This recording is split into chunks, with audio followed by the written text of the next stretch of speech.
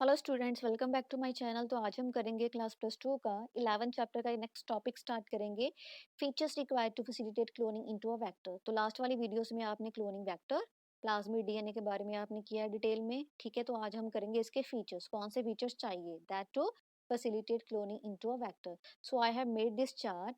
तो इसमें मैंने कुछ इंपॉर्टेंट जो पॉइंट्स है वो लिखे हैं, that will be beneficial for you, ठीक है। तो इसके जो फीचर्स है वो कौन से हैं, let's start with the first. A cloning vector should have relaxed origin of replication, and second selectable markers, third one recognition sites और cloning sites, and fourth one कौन सा है, vector for cloning gene in plants and animal. So let's start with the first feature, that is a cloning vector should have relaxed origin of replication. So one of the major component of plasmid is a sequences of base where the replication start, that is called as the origin of replication। जो plasmid का, ठीक है, सबसे best जो feature है वो कौन सा होना चाहिए, इसमें सीक्वेंसेस ऑफ बेस होते हैं, ठीक है, जहाँ से रेप्लिकेशन की स्टार्टिंग होती है उसको क्या बोलते हैं, origin of replication. You can C in the diagram, ये डायग्राम आपने पहले भी किया है। तो प्लाज्मिड डीएनए क्लोनिंग वेक्टर में एक ऐसा पॉइंट होता है, ठीक है, सीक्वेंसेस ऑफ बेस होते हैं जहां से रेप्लिकेशन की स्टार्टिंग होती है, ये वाला ओरिजिन ऑफ रेप्लिकेशन, जहां से रेप्लिकेशन की स्टार्टिंग होगी। तो ये ऐसे एक्ट करेगा एज अ स्टार्ट सिग्नल, ठीक है, एक सिग्नल देता है स्टार्टिंग के लिए, सेल्फ रेप्लिकेशन के लिए। तो नेचुरल कंडीशन में क्या होगा, ये जो प्लाज्मिड डीएनए है अपनी जैसी 20 to 30 कॉपीज बना सकता है, ठीक है। नेचुरल कंडीशन में क्या होगा, it will produce 20 to 30 copies पर सेल्स, ठीक है। तो इसको हम आर्टिफिशियली भी इंक्रीज कर सकते हैं इसका नंबर। सो आप क्या लिखोगे, फर्स्ट पॉइंट क्या लिखोगे, जो मेजर कंपोनेंट है प्लाज्मिड का वो कौन सा है, sequences of base where the replication start, that is called as the origin of replication. उसके बाद में क्या लिखोगे कि बता देना इसमें स्टार्ट सिग्नल होता है, it act as a start signal for the self replication. उसके बाद आप बता दोगे कि कोई भी जो प्लाज्मिड होगा, ठीक है, वो अपनी जैसे 20 to 30 कॉपीज नेचुरली बना सकता है, और इस नंबर को हम आर्टिफिशियली इंक्रीज भी कर सकते हैं। सो नेक्स्ट वन है सिलेक्टेबल मार्कर्स। सो अब देखिए, सिलेक्टेबल मार्कर्स मींस, उसके नेम से ही इंडिकेट होता है, सिलेक्टेबल मार्कर्स मींस किसी चीज को सिलेक्ट करना, जो चीज इसको चाहिए उसको सिलेक्ट करना। तो हियर आर दो, आप समझ लो कि दो चीजें होती हैं, एक तो होता है ट्रांसफॉर्मेंट्स, एक होता है नॉन ट्रांसफॉर्मेंट्स, ठीक है, ट्रांसफॉर्मेंट्स एंड नॉन ट्रांसफॉर्मेंट्स। इसको चाहिए ट्रांसफॉर्मेंट्स, ठीक है, और इसको नॉन ट्रांसफॉर्मेंट्स नहीं चाहिए। तो ये क्या करेगा, सिलेक्टेबल मार्कर क्या करेगा, आइडेंटिफाई करेगा एंड एलिमिनेट करेगा किसको, नॉन ट्रांसफॉर्मेंट्स को। It will identify and eliminate the non transformants, जो चीज उसको नहीं चाहिए सबसे पहले उसको आइडेंटिफाई करेगा एंड देन उसको एलिमिनेट कर देगा, ठीक है। और जो चाहिएगा वो क्या है, ट्रांसफॉर्मेंट्स, उसकी ग्रोथ के लिए हेल्प करेगा। So it will permit the growth of transformants, ठीक है। तो इस क्लोनिंग वेक्टर में, प्लाज्मिड डीएनए में कितनी सारी साइट्स होती हैं, जीन्स होते हैं, लाइक जीन्स आप ले लो, एंटीबायोटिक रेजिस्टेंट जीन्स होता है, ठीक है। सो एंटीबायोटिक रेजिस्टेंट जीन्स और अदर जीन्स होते हैं which are used to production of toxic substances, genes for tumour formation and genes for nitrogen fixation, ठीक है। इसमें कितनी सारी साइट्स होती है, जीन्स होते हैं, ठीक है, और वो जीन्स के डिफरेंट डिफरेंट फंक्शंस होते हैं। क्लियर हो गया। तो उसके बाद, सो एग्जाम्पल ले लो यहाँ से, genes encoding resistance to antibiotics such as ampicillin, tetracycline are useful selectable markers for E. coli। तो क्या किया, सिंपल आप बताओ कि जब सिलेक्टेबल मार्कर्स लिखोगे, ठीक है, इंपॉर्टेंट है, सिलेक्टेबल मार्कर्स का फंक्शन क्या है, ये क्या करेगा, सबसे पहले आइडेंटिफाई करेगा और एलिमिनेट कर देगा किसको, नॉन ट्रांसफॉर्मेंट्स को, इसको चाहिए ट्रांसफॉर्मेंट्स, तो उसकी ग्रोथ के लिए हेल्पफुल होगा, ठीक है, हेल्प करेगा उसकी ग्रोथ के लिए। तो उसके बाद में बता देना ये जो प्लाज्मिड डीएनए है उसमें कितने सारे जीन्स होते हैं, ठीक है। एक एग्जांपल ले ली हमने, एंटीबायोटिक रेजिस्टेंट जीन्स होगा, और नेक्स्ट कौन से जीन्स होंगे, अदर जीन्स होंगे that will produce the toxic substances, tumour formation and nitrogen fixation के लिए हेल्पफुल होएगा। एग्जाम्पल मैंने ले ली, gene encoding resistance to antibiotic, वो वाले genes which are resistance to किसके होंगे, एंटीबायोटिक के। तो एग्जाम्पल कौन सी है, एम्पलिसिलिन, tetracycline, ठीक है, that are the useful selectable markers for E coli. E coli क्या है, बैक्टीरिया का नेम।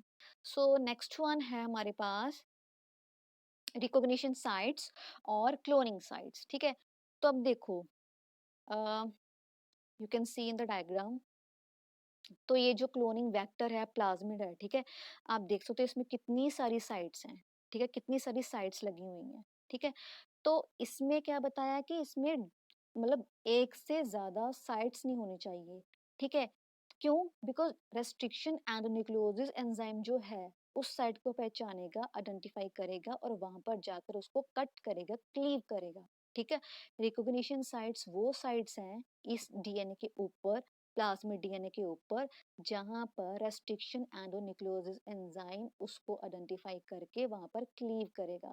तो यहाँ पर एक सिंगल या एक से दो जो भी है रिकॉग्निशन साइट्स होनी चाहिए। अगर उससे ज्यादा होगी, अब देखो ये इस प्लाज्मिड डीएनए के ऊपर अगर ज्यादा साइट्स होंगी, ठीक है, तो रेस्ट्रिक्शन एंडोन्यूक्लियोसिस एंजाइम उन सभी साइट्स के ऊपर क्या करेगा, क्लीव करेगा। तो इसके फ्रेगमेंट्स एक से ज्यादा हो जाएंगे।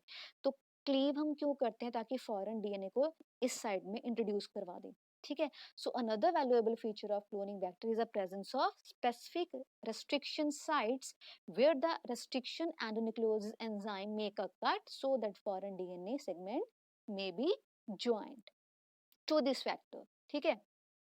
मीन सबसे जो इम्पोर्टेंट फीचर्स है क्लोनिंग वेक्टर का, उसमें क्या होनी चाहिए, रेस्ट्रिक्शन साइट्स होनी चाहिए, ठीक है, एक दो ठीक है, उससे ज्यादा नहीं होनी चाहिए। रेस्ट्रिक्शन साइट्स कौन सी होती हैं? जहां पर रेस्ट्रिक्शन एंडोन्यूक्लियोसिस एंजाइम आकर उसको कट करेगा, फॉरेन डीएनए को इंट्रोड्यूस करवाने में हेल्प करेगा, ठीक है जी। तो it is desirable that a vector must have a few or a single recognition sites for the use by the most common restriction enzyme। तो अब देखो, पहले बता दिया, if it possess the more than one recognition site it will generate a several fragments, कितने सारे fragments हो जाएंगे, that will be a complicated case.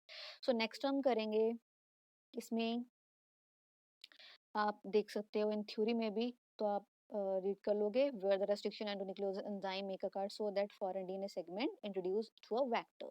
So vector जो है उसमें फ्यू और सिंगल रिकॉग्निशन साइट्स होनी चाहिए। इफ मोर साइट, अगर ज्यादा साइट होगी तो कितने सारे फ्रेगमेंट्स बनेंगे। एग्जांपल हम लेंगे Bam H I site tetracycline gene in E coli, here you can सी।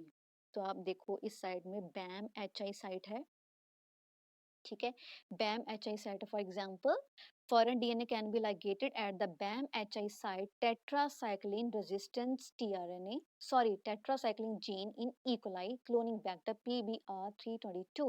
आपने इस साइट में क्या देखा हुआ है, BAM HI साइट, इस वेक्टर में BAM HI साइट है, यू कैन सी हियर।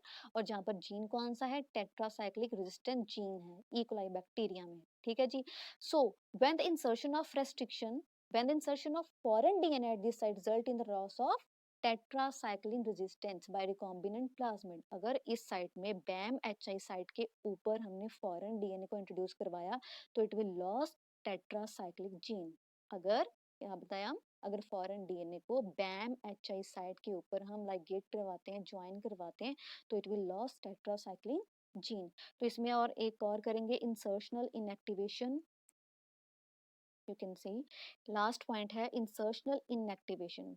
तो देखिए इसके नेम से इंडिकेट होता है, इंसर्शनल मीन्स किसी चीज को इंसर्ट करवाना और इनएक्टिवेशन मीन किसी चीज को इनएक्टिवेट करना। और किस चीज को इंसर्ट करवाएंगे और किस चीज को इनएक्टिवेट करेंगे। Here when recombinant DNA is integrated in the coding sequences of enzyme beta galactosidase so that enzyme gets inactivated। अगर हम recombinant डीएनए को इंटीग्रेट करेंगे किसमें, कोडी sequences of beta galactosidase enzyme में, तो वो वाला एंजाइम जो बीटा ग्लैक्टोसाइडेज है वो क्या हो जाएगा, इनएक्टिवेट हो जाएगा। मींस इसमें इनएक्टिवेशन किसकी हो रही है, बीटा ग्लैक्टोसाइडेज एंजाइम की, ठीक है। इनएक्टिवेशन कब होगी, जब इसमें हम क्या इंट्रोड्यूस करवाएंगे, रिकॉम्बिनेंट डीएनए, ठीक है। सो द लास्ट वन है vectors for cloning gene in plants and animals. Vectors for cloning genes in plants and animals. तो अब ये लास्ट में मैंने थोड़ा सा मेंशन किया इसके बारे में, हियर यू कैन सी। तो अब देखिए क्या होता है कि सॉइल में बहुत सारे पैथोजेनिक बैक्टीरिया होते हैं, उसमें हम एक एग्जांपल लेंगे एग्रोबैक्टीरियम टोमेफाइसेंस। ये जो बैक्टीरिया है ना वो इन्फेक्ट करता है जैसे कितनी सारी क्रॉप्स को, for example tomato, soybean, sunflower, cotton, ठीक है। तो इन सभी क्रॉप्स को ये इन्फेक्ट करेगा। जब वो इन्फेक्ट करेगा वहां पर जाकर ट्यूमर कॉज करेगा, एक डिसीज कॉज करेगा जिसको हम बोलेंगे क्राउन गॉल डिसीज, ठीक है। क्या बोलेंगे, क्राउन गॉल डिसीज। ये जो क्राउन गॉल डिसीज है, ट्यूमर की फॉर्मेशन हो रही है, ठीक है, वो किस वजह से हो रही है? टीआई प्लाज्मिड, मैंने मेंशन किया है, you can C TI plasmid. Example ले लेते हैं, जैसे हम बोलते हैं कि ह्यूमन बींग्स में क्या होता है, मलेरिया होता है, तो मलेरिया किसकी वजह से होता है? मॉस्किटो के बाइट करने से होता है, ठीक है। तो जब मॉस्किटो में ऐसी कौन सी चीज है जो इंसान में मलेरिया कॉज करती है, वो क्या है? प्लाज्मोडियम। तो ऐसे ही इस बैक्टीरिया में ऐसी कौन सी चीज है, ठीक है, जो वहां पर डिसीज कॉज करती है, क्राउन गॉल डिसीज कॉज करती है, ट्यूमर की फॉर्मेशन करती है, तो उसमें कौन सी चीज है? टीआई प्लाज्मिड, ठीक है। So Ti plasmid integrates a segments of its DNA that is termed as a T DNA. तो किस में इंसर्ट करेगा? होस्ट प्लांट सेल में, और वहां जाकर ट्यूमर कॉज करेगा। और ये जो प्रोसेस है, ठीक है, ये खुद अपने आप हो रहा है, ये खुद जो बैक्टीरिया है अपना, जो टीआई प्लाज्मिड है, नेचुरली इंट्रोड्यूस करवा रहा है उसकी हॉस्ट की बॉडी में, और वहां पर ट्यूमर कॉज कर रहा है without human effort. That is why this bacteria is known as the natural genetic engineer of plants. Clear हुआ? तो ध्यान से करना, बैक्टीरिया का नेम कौन सा है? एग्रोबैक्टीरियम टोमेफाइसिन्स। किसको इन्फेक्ट करेगा? क्रॉप्स को, टोमेटो वगैरह हो गया। क्या कॉज करेगा? ट्यूमर। कौन सी डिसीज कॉज करेगा? Crown gall disease. और बता दो, ये क्राउन गॉल जो डिसीज है किसकी वजह से हो रही है? टीआई प्लाज्मिड की वजह से हो रही है, ठीक है। तो उसके बाद ये जो अपना डीएनए इंट्रोड्यूस करवा रहा है उसकी होस्ट की बॉडी में, वो नेचुरली हो रहा है without human effort. That is why this bacteria is known as the natural genetic engineer of plants. 1 mark में भी आता है इस बैक्टीरिया का name, so you have to learn it, ठीक है। तो ये हमने किया आज, features required to facilitate cloning into a vector, ठीक है, 4 फीचर्स किए आपने, तो इसको प्रॉपरली आप लर्न कर सकते हो। That is very important. So this is a diagram also. Thank you.